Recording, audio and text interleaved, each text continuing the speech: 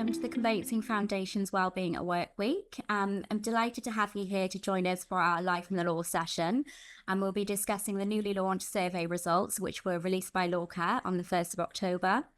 This is the first of 3 wellbeing sessions being brought to you this week, so make sure that you join us for Breaking the Silence, Men's Mental Health Stigma, tomorrow at 11, and this is a fireside chat session hosted by Henry Crosby. We have Thriving Through Change, Menopause and Mental Wellbeing, Wednesday at 11, hosted by Nicola Green. So today we're joined by Conveyancing Foundation Ambassador and CEO of LawCare, Elizabeth Rimmer, who will be really revealing some key statistics from the survey and what these mean for the conveyancing landscape. We have Mark Lansdale, Managing Director of Evolve Law, and Mark will be providing us with his insight as a business leader. And we have Charlotte Moore, Associate Solicitor and Operations Manager at Thomas Flavel & Sons, giving her insight as an on-the-ground conveyancer. So I'm going to pass you over to Elizabeth, our host of the session. Great. Thanks very much, Nicola, for that introduction. And I'm really pleased to be here, both as an ambassador for the Conveyancing Foundation, but also as my role at LawCare, because I hope some of you have seen that we've launched our large Life in the Law study last week. So just a couple of housekeeping things before we get started. This session is being recorded. I know all the participants, you have your cameras and audio off. If you have any questions, we're going to have time for questions at the end. You'll see at the bottom of your screen, there's a Q&A box. It really helps us if you put the questions in there, because then it's much easier for the panelists to see those, and we'll have a chance to take those at the end. And if you do have comments or things as we're going along, obviously feel free to share those in the comment box. So it's a great way to kick off Wellbeing at Work Week. And at LawCare, we're the mental health charity for the legal sector, and our key role is to support and promote mental health across the legal profession in the UK. And we undertake this large study. It's the second time that we've done it, really because we want to try and understand what is it about the way we work in law that's undermining people's mental health, because that then gives us the cues as to what we can do about that. And I really want to emphasize that although there's some quite difficult and sobering statistics in our report, we do want to frame this as an opportunity. We are at quite an important crossroads, I think, for our sector, and that we're in a world where the way we work and people's expectations are shifting and changing. There's greater focus and recognition around mental health. We have a much better understanding about what those pressures are in law and how they impact people. So the opportunity now is, well, what can we do about that? So we really want to encourage people to think about those solutions. And if you look at our report, there are 5 recommendations. So it's not like there are 150 of them. We've tried to make it really straightforward and pick out what we think are the most pressing and important things that people could be doing to start moving this agenda forward. So we're going to kick off with a poll. So Nicola, if you could just launch that poll, then if everyone could just take a minute to fill that in, we're going to have a little feedback on what people might think about that poll. And then we're going to dive into some questions with Mark and Charlotte, really hearing from their perspectives as somebody who's in the front line of conveyancing every day and someone who manages and leads an organization of conveyancers, to try and get those perspectives around how we can ensure good performance and delivery of work within that working environment. So if people have had a chance to fill in that poll, perhaps we could just move to sharing some of those results now, Nicola. Hopefully people have been filling that in. So here we go. So this was just sort of a general question, kind of looking at what the future looks like. So it's encouraging to see that almost 3/4 of people are happy where they're at, and they see themselves staying there for the foreseeable future. And in the minority, people thinking that they might be moving on, or they're not quite sure what the future holds for them. So I think that's a really positive set of feedback from our group of people attending today. Mark and Charlotte, do you have any comments on that? Really positive, I think. To be honest with you, I don't think anyone was expecting that to come up as a top result. So that's really, really encouraging, and shows that, there's some positive signs for those that are sticking around, and kind of how they see the future for them in the profession. Charlotte, I don't know if you have anything to add to that, or do you feel the same? Oh, yeah, no, I just feel the same because obviously some of the statistics from the report were quite concerning. So it is nice that quite a few here feel happy in their role and where they're at the minute. And I think also it's important, although we're going to be talking about some of the challenges, and I've mentioned obviously we want to focus on opportunities, we do need to remind ourselves that there are some really great things about working in the law. It's a rewarding career, the opportunity to solve people's problems. It can be intellectually demanding. You work with a wide range of people. There are lots of environments to work in. So we don't always just dwell on the negative. So perhaps we've got a group of people here today who kind of feeling that sense of, they're in the right place for them. And that's really what this is all about. We want 75%, we want 100% of people to say, I feel I'm in the right place and this is working for me. So we're going to get into talking about, I'm going to take you through a little bit of the stats that we found in our report, which you can see on our website as well. And I will share it in the comments towards the end. But we asked people a number of questions around their work intensity, their career intentions, people that had responsibility for managing other people. We asked them questions as well. But kicking off of one of the key findings from our study is that we looked at work intensity and the number of hours that people are working in our sector. And we found that more than 3/4, so 78% of people who responded to our survey, and we had over 1,500 people reply, found that they were working more than their contracted hours. And I think that we all know in law that there is a kind of cultural norm that this is a long hours profession and people put the hours in, whether you work in conveyancing, family, crime, PI, company commercial, in the city. It goes with the territory of being a lawyer. But that has some impacts on people's mental health, which is evidenced in our study. So I wanted to kind of dive into that a little bit. And Mark, from your perspective as someone who's set up their own firm and you're a business leader, how concerned are you about overwork or working those long hours? And what's your kind of approach to managing that or addressing it? I think for me, the starting place has to be acceptance. I think we discussed it previously, that the kind of grind and the working super long hours to sort of reach the top of the ladder, if you like, in terms of career progression. We all did it to an extent. We were successful because we've ended up where we've ended up. But we've got to accept that actually that's not the norm anymore. And we don't want, our colleagues working long hours. I think most, particularly conveyancers, but lawyers, do the job because they love working with people. They like the result, and that they sort of take on that emotional burden. Filling their own cup, if you like, in terms of emotion, particularly in conveyancing, is particularly stressful. You have clients who are upset on the phone. They just want that end result.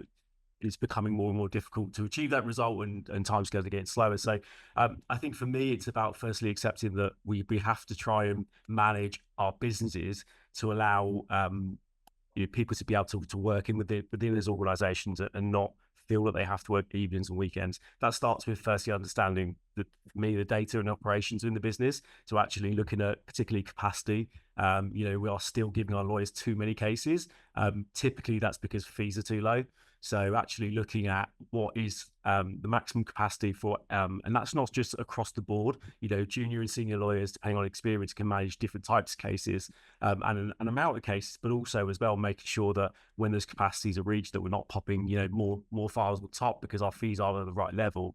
So there's a big data piece there, I think, in firms or business owners understanding where they sit within that and not just keep taking on more work at lower fees.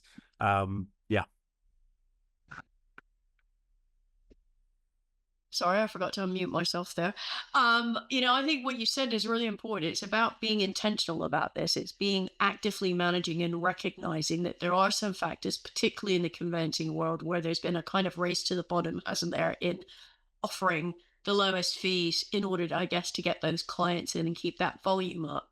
But that has implications on people, but I presume also will have some implications potentially on the quality of that work as well. And so being active about managing caseloads is a really important step that organizations can take to look at how you're managing those long hours. Um, Coming to you, Charlotte, and as somebody who is working day in, day out in this sector, um, from your day-to-day work as a solicitor, what's impacting your well-being? And, is there any particular aspect around the long hour expectation that you could comment on as well, please?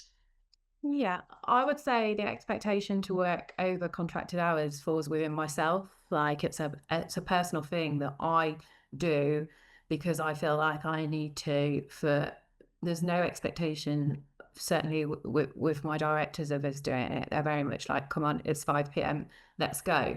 But for me, if I've spent, I don't know, an hour on the phone to the land registry that day or an hour on the phone to Help to Buy, and I know I've got some emails or something that I can reply to my clients after hours, I'll do it because I want them to have the answers that day. I want to make sure that I've gone back to them because I take pride in the way of my expectations to my clients and how I want to deliver a service to them.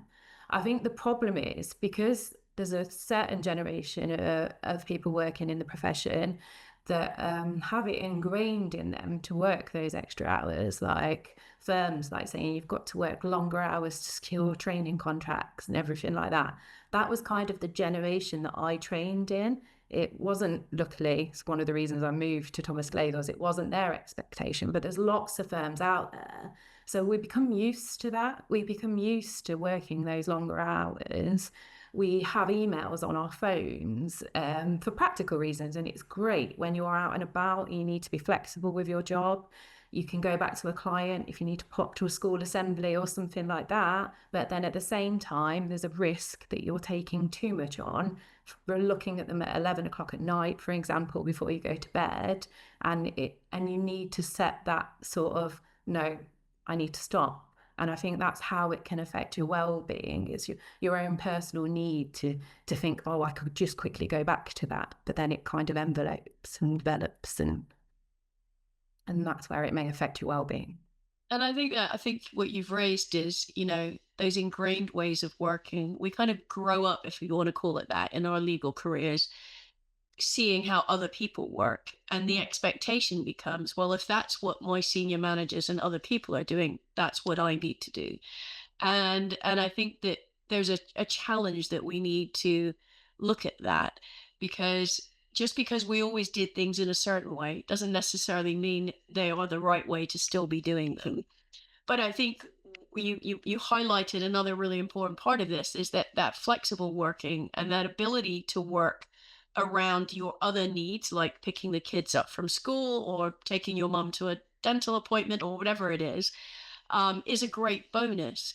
But it's how we manage that in a way that it doesn't become that sense of, well, because I can log in and work at any time, I'm going to do that on a Saturday and Sunday. It's about how you take advantage of flexible working to support us, but not become the expectation that just because on a Sunday afternoon I had a couple of hours and it worked for me to do a bit of work, that doesn't mean that's how I always want to work. And I think that comes down to communication, really, doesn't it? It's about being clear about what your boundaries are.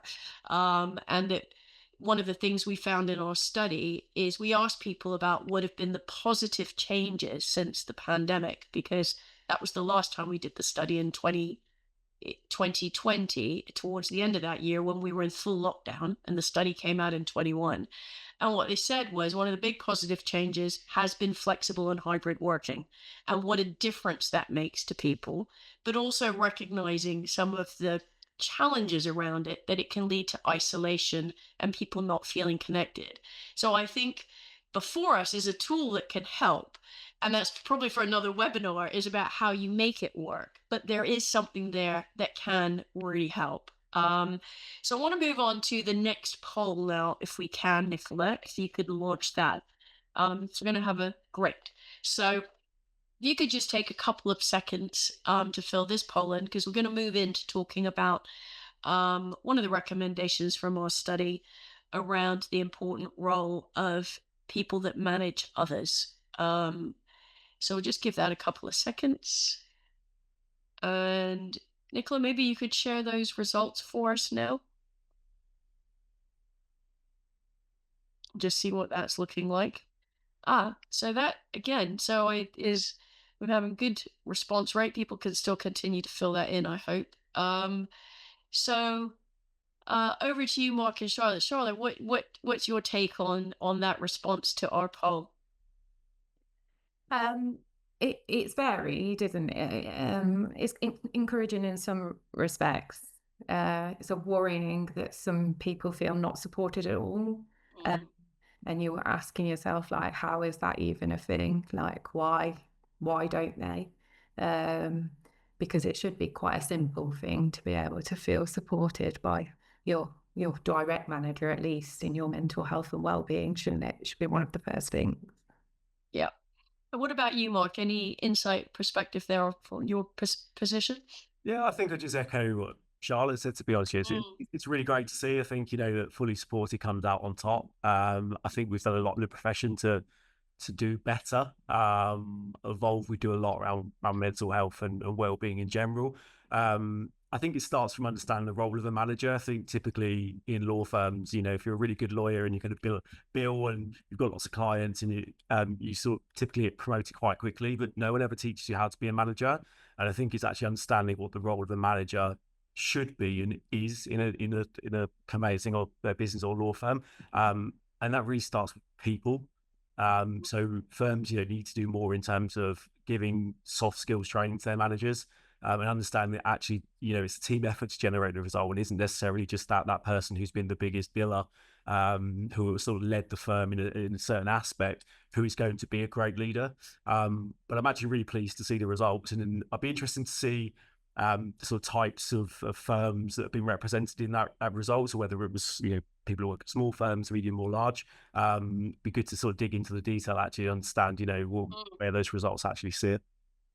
And I think it kind of echoes what we, well, certainly for those that felt unsupported or maybe a little bit supported, is that was one of the questions we asked in our studies. We asked people around how supported they felt to talk about their mental health at work. And we've seen a slight improvement from 2021, but still a significant number of people, I think it was over a quarter, felt they would never discuss their well-being at work. But we, importantly though, which is where we're going to with this discussion, is we asked people, if you manage other people as part of your role, have you had any training in how to do that? And are your targets or your billable hours adjusted to take account of the time you need to spend managing other people? So we found just over half, I think it was 53%, had had some training in how to manage people, which is a slight improvement from where we were in 21. So that's encouraging to see. But interestingly, less than a third of people had any adjustments made to their hours or targets to accommodate the time they need to manage other people or have some training. And I think picking up on, what you both were commenting on really is that despite the changing way that we're working in law, the rise of AI and tech to deliver legal services, this is a people business. And the work we do is in people's minds, and clients generally, they want to feel someone's got their back that they're communicating with. So I think it's not an understatement to say that kind of the greatest strength we have in our profession are our people. Yet when we look at the data, we're not seeing that followed through in action, that firms and environments and workplaces are not truly valuing that asset because they're not investing in it. And, when you think about the conversation around the AI revolution, that's huge in the sector. And many organizations are looking at how they address that strategically. We're not seeing that conversation around how we address managing and supporting our people strategically in the same way.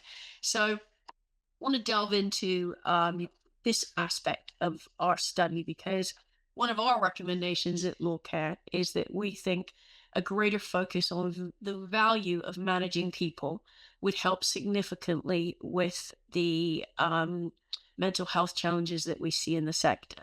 So I know, Mark, from our, our conversations leading up to this webinar, that you're doing some really good things in your firm around, how you're developing and supporting your managers. So it'd be great if you could share some of those practical insights from what you're doing day to day. And I think it goes back to what I was saying before. I think, it's understanding how you want to grow your business. Now, some firms, don't have massive growth plans. So actually, their managers are still fee earning. I hate the term, but fee earning. And they're just scared to step off the hamster wheel. And I think, real growth actually comes from understanding that, coaching, developing, nurturing talent, not necessarily doing the work, it is kind of where you see this significant growth in your business. So we recognize that quite early. So first we ask the question to the managers, do you want to manage a team? Because some lawyers like billing, they like clients, and actually don't want to do that. So why force them into a position that they don't actually want to be in? But so all of our leaders are on leadership 12-month leadership training programs, and that is legal skills, upskilling on legal skills, but also a lot of stuff around well-being, capacity, functionality, business development, and everything else sort of goes with that. And also we give the opportunity as well for them to train on things that aren't legally based. So actually, if there's a direct benefit to them and in some respects the business, then we allow them to go and pick courses that suit them. So we're all about very well-rounded lawyers. So that goes from kind of junior lawyers right up to our managers, because and we only do conveyancing, but for us, we understand the benefit of just having really good people in the business, and actually, just allowing them the capacity and space then to take on those additional demands, which are, managing a team of primarily quite young people who come with different challenges than we've sort of faced when we were sort of going through the system, if you like. So, we're all in with our leaders, and we will just continue to keep doing that. And listening, I think, is also key, and not just believing that you are the only person who understands what those skill set should look like. It's really important to listen to leaders and get that feedback loop as well. I think it's really important that, the point you made about having well-rounded people in this section, because I think one of the things in legal education is that, people call them the soft skills, but they're not really the soft skills. They're actually the harder skills. It often requires more heavy lifting when there's a conflict between people or there's a conflict with a client, and how you resolve that.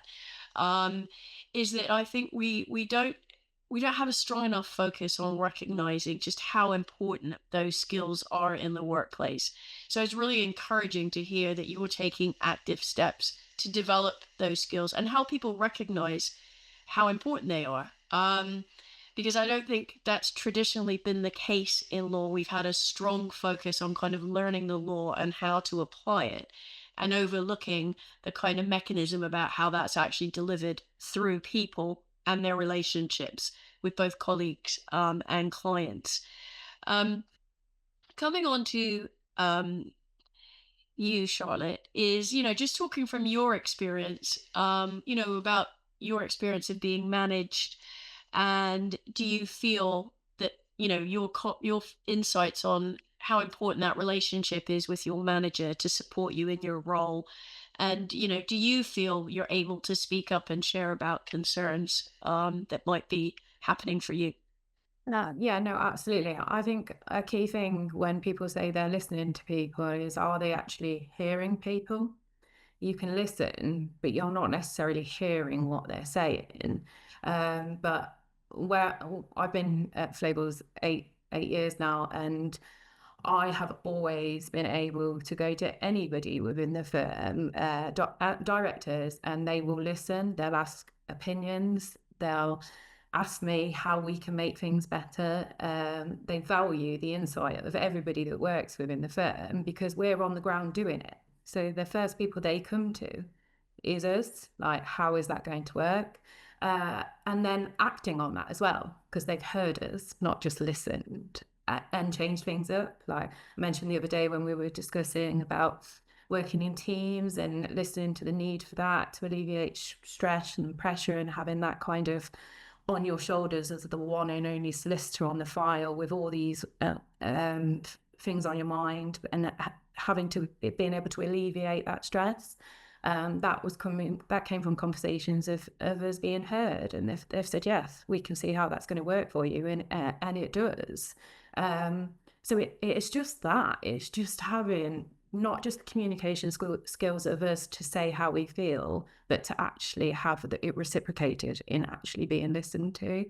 We don't have billing targets or anything no more because it wasn't beneficial to us. We know in conveyancing we're busy enough, and we're going to get work in. We're always going to be busy, so there was no point having those targets against over our heads, worrying about it as an extra stress that we didn't ever need. So that we actually now we don't want you to take any more than this. This is what we feel is comfortable for you. And that's what needs to happen across the profession, instead of just loading and loading and loading on people, all these billing targets and all this extra pressure, with all the extra pressure that is now within the job, which has changed in the last 10 years or 13, 15 years. And having those things that aren't necessary to be there, extra pressures taken away. I think that, what we hear all the time at LawCare, so we run a telephone support helpline for people to call up, reach us if they're struggling with something.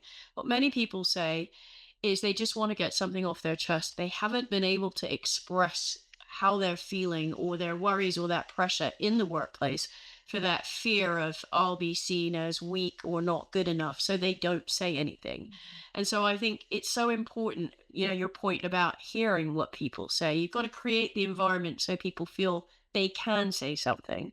But then equally, which you spoke to, is when people do tell you something, you need to do something about it. And that's another thing that we found. We didn't ask that particularly in this study, but in our last one, is we had feedback around, well, there's no point me saying anything because they're not going to do anything. And I think that's the challenge, is that, and listening, is that, we don't want working environments where those added pressures are driving people to burnout and anxiety, because it's not only not good for them, it's not good for your organization, because it's that leads to complaints, claims, problems with the regulators, problems with your insurers, mistakes. So it really does make sense to have that safe space and that active management where people can bring up those concerns and have them addressed. And none of this stuff that we're talking about is really rocket science. It's just about recognizing it and doing something about it. I just want to make a comment. If anyone's got any questions, do pop them in the Q&A box, because we'll have a chance to answer some of those towards the end. So I want to move on now to talking about kind of the sustainability of the sector and people's careers intention. So we asked some of these questions in our survey. We asked people, and it was really good to see from this group right at the beginning that people are happy where they're at. That's not what we found in our study overall, is that we found over half the people that responded to our study felt that they could see themselves leaving their current role within the next 5 years. And we found a third of them saying they could see themselves leaving the sector altogether. And you can see the breakdown on that data if you go and have a look at the report. So I think that's quite a worrying statistic, that potentially there are a lot of people weighing up whether or not this is an environment they want to be in. And we see that at LawCare. We track what people contact us about. And the second most common reason now that people reach out to us for support is what we call career concerns. The number one is stress. And career concerns is people saying, I'm not sure I want to do this anymore. I'm thinking of moving on. And that's risen since the pandemic. So before the pandemic, that would be the 7th or 8th most common reason that people would contact us. And it's been really interesting for us to see that this is backed up our own perception of what we think we're seeing. We're seeing that in the data from our study.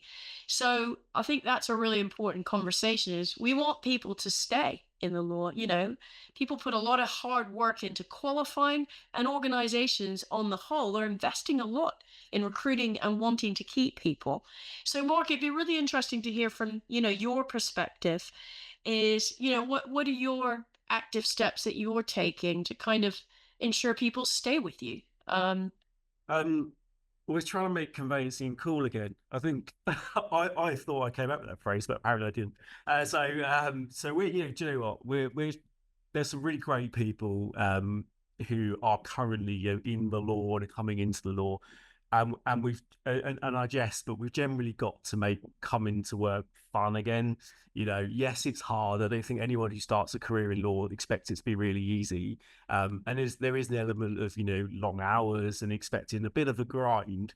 Thankfully, we have moved away from that to an extent. But I think for me, it's about listening. I think Charlotte made a really good point on it. I think listening to actually what colleagues want. Making sure that people are working on the right tasks as well. So I think, generally lawyers want to be doing legal work. So particularly at Evolve, how can we leverage technology, not to replace the lawyer, but to assist the lawyer? So there's some really cool stuff out there we're working on with some automation. It might involve AI in the future, not now. But so to allow the lawyer capacity to deal with the client firstly, because we've got to put the client first ultimately as lawyers, but also get them focusing on the stuff they really enjoy. And generally with lawyers, that is legal work. So how can we actually strip away the admin, make, systems and operations so slick, so they're not having to deal with the influx of emails, sometimes 200 a day, and the phone calls and everything else, which just takes away from the bit they really enjoy. So law firm leaders have to, for me, take a step back, and actually, a lot of them are still client facing, and I think if they want to see real growth in their businesses, they've got to take a step back and actually have a look at what's going on and say, okay, how can we manage our operations to keep people in the profession, but also invest in them to bring them through to give them the experience they need to push on in their careers. And I think opportunity as well for us. I think that there is a change in the way that junior lawyers come into the business, that there is a real need, I think, to provide opportunity, whether that's the traditional career path or another area of your business. So it's about, again, listening and just understanding what those opportunities might be, and then working out a way that you can provide for those in the organisation. And I think one of the things you said, Mark, when we were having our preparation for this webinar, is that you actually don't do any fee earning work. Is that right, in your business? No, I'm not allowed. Yeah. So I think, I think that's a really strong message, isn't it? That your job is to run the organization and make sure that everybody's able to do their work. And I think that's a really strong message for people, that you're prioritizing the business over, you want them to be able to do their best fee earning work. I said to her about 5 years ago, and I sometimes act friends, but it was the best decision I ever made, and a tricky decision at the time, because I was Fiona and I was the top biller, if you want to use that phrase, and I had to go a bit cold turkey on it. But you're absolutely right. I think without stepping back, you can't have oversight of what's going on, and you can't really lead. So I would urge anyone who is currently sort of on the tools, if you like, who really wants to grow their business, to be brave and take that step back and understand that your real skill is coaching the team and getting the result from the team, rather than dragging everyone along with you. Yeah, it's a bit like that well-known football manager analogy, isn't it? You're there to get the team to deliver, and you're not playing the game yourself. And I think that's a really important message. Charlotte, I'd be interested to hear, just from your perspective, is, what, from your experience in your firm, what kind of approaches are there to wanting to ensure people want to stay and have a career pathway as well? Well, I'm probably the prime example of that career pathway. So I started Flavors 8 years ago as a paralegal, and now I'm in the role I am in today. Been supported throughout to progress, and also what I think is really important that the directors and our practice manager does within our firm, they base it around the individual. So we've got the traditional ways of training, loads of other courses available, but also the flexibility to maybe not do it all at once. Like, there's a couple of people within my team that have done a course and now having a little break, will start again, or doing some on-the-job training first before then they take a course, and they have flexibility and do it over each individual needs. I think that's what's important. Looking at each individual, instead of saying we deliver this, this, and this for everybody, just seeing how it works for each individual, how it's going to work around their family life, how it's going to affect their day-to-day work, and that's what I think we're very good at, and I've found very good for me where I work, is that they're listening to what suits me in terms of progression, not what necessarily suits them. Mm. And I think that's a really strong message, isn't it? That there's one size does not fit all. And I think there's a greater understanding of that now, that we need to be tailoring pathways, career pathways, but also the way we support people to their individual needs, rather than just seeing everybody as a homogenous bunch of people and everyone thinks the same or needs the same things, because they don't. So Nicola, if you could just launch our last interactive bit, that would be great. If there are any questions for the Q&A, please pop them in. That would be great, but we're probably only going to have time for one or two anyway. So just from everyone listening today, just what one thing, big or small, would make the biggest positive difference to your mental health at work? And no one can see what you write here either, so if you're worried about anonymity, we can't actually see who attributes. So if you've got a minute to just start jotting those down, that would be terrific. And then we'll have a little feedback on that. But I think moving into the next part of our discussion, while people are just filling that in, because I'm conscious this one takes a bit longer because you've got to write something rather than just tick a box, is we found in our study that 60% of people were experiencing poor mental health and well-being. And despite the greater awareness and lots of firms putting more things in place around EAPs and education and training, we're not seeing that translating into a shift into people's well-being scores. So it'd be interesting to have a conversation now around, from a leadership point of view, is, Mark, from where you sit, how do you think you can create that culture that prioritizes well-being, but also recognizes the need to deliver and perform? Because I think there's a tendency to think you can't have both together. So I'd be interested in what your perspective is on that. I think when we talk about well-being, and particularly mental well-being, we've got to look at it a two-way street. I think, it's easy to sort of talk about colleagues to an extent, but we've also got to think about the management team, because actually what you tend to find as well is that, certainly in our business, that we are very open, and that there isn't an issue in terms of sharing, issues. It sounds like, Charlotte has that same open door policy. It's, for me, it's actually, how do you train leaders to be able to accept that? And sometimes it can be quite overwhelming for leaders who are perhaps not trained or are sort of told they've got to sort of soak it up, if you like. And then I think what we're seeing in the profession is probably more towards the top end with the experienced lawyers now looking to lead, because actually they've been asked to run cases, but also deal with those well-being issues, and they're perhaps not trained to do it. I think the results of the poll, I think, are great, and it shows that we are making progress. I think we've got to be, very open about the subject, firstly, and not be afraid to talk about it openly. And I think, sessions like this are great, because actually the more we can speak about it, the more we can show that actually it's okay. And actually, those firms who want to be leaders can actually sort of step up and do that. I think that's absolutely right. Just coming back to the poll question, is Nicola, I don't know if we can share the findings of that.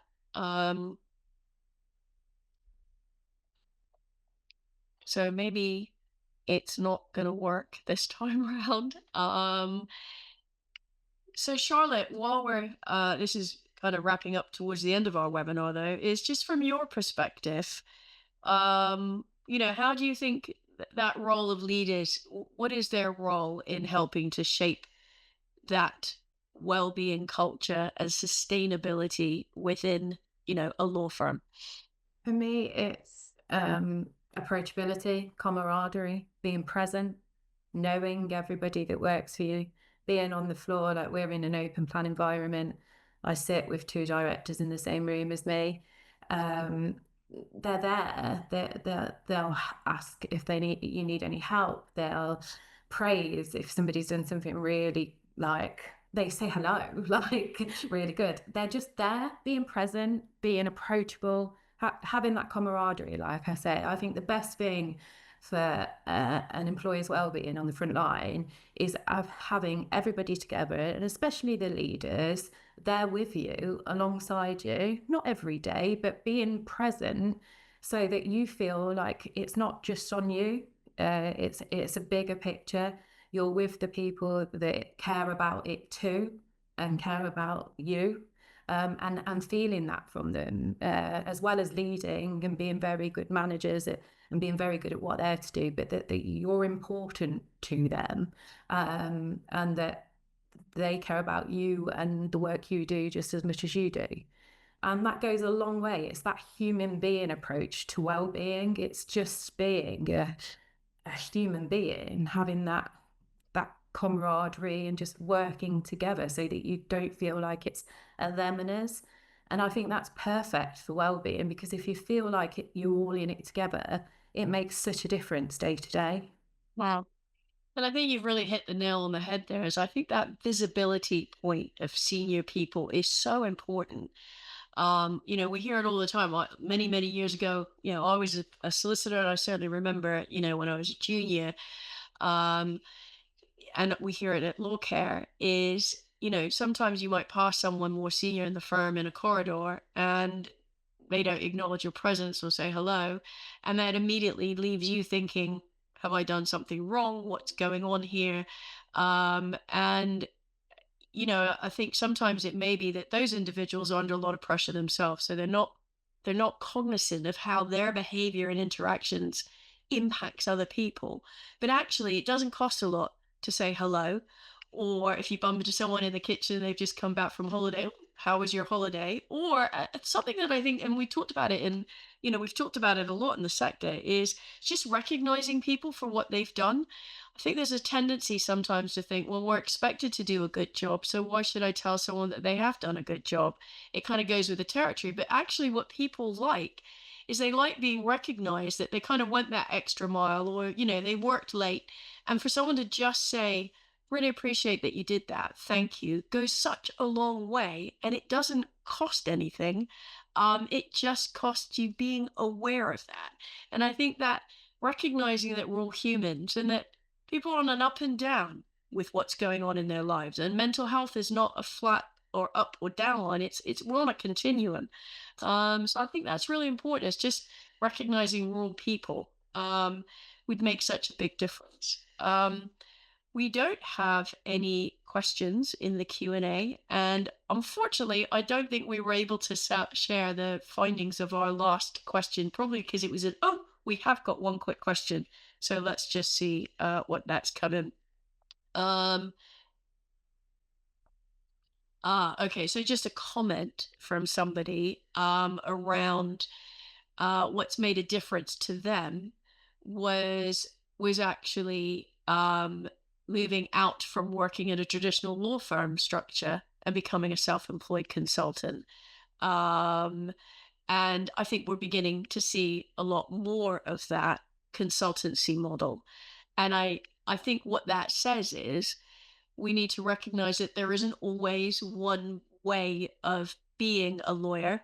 There are different models, and consultancy may not work for everybody, but it does work for some people. And I think that makes the difference between walking away from a sector altogether and staying in it. Then that's something that, is a positive thing. I think we've seen a rise of that over the last 5 years. I know that also has implications for traditional practice as well, if people are exiting and working as consultants. But it's also a message, isn't it? It's saying this environment isn't working for me, so I'm going to do it this way. So thanks for that comment. Right, well, it's we've got to bring our webinar to an end because we've just gone 1 minute over. So I really want to thank Mark and Charlotte for sharing their insights and their experiences from a very practical point of view. And I hope that you've taken away some of the things they've said. And I think the big message is managing people is really important. And having those good relationships in the workplace is what keeps people healthy, and it keeps them in our sector. And do have a look on LawCare's website if you want to read our report and all of its recommendations. And thank you again for giving me the opportunity to be part of this. And I'll just hand back to Nicola. Thank you so much, Elizabeth. Well, thank you all for joining us today. As Elizabeth said, the Life in the Law survey results are available on the website, and they are also available within the Conveyancing Foundation's Resource Hub. We hope that everybody can tune in for the rest of the wellbeing sessions this week. Thank you once again, Mark and Charlotte, for joining us this afternoon. And we hope that you all enjoy Wellbeing at Work Week. Thank you. Thank you. Thank you very much. Goodbye.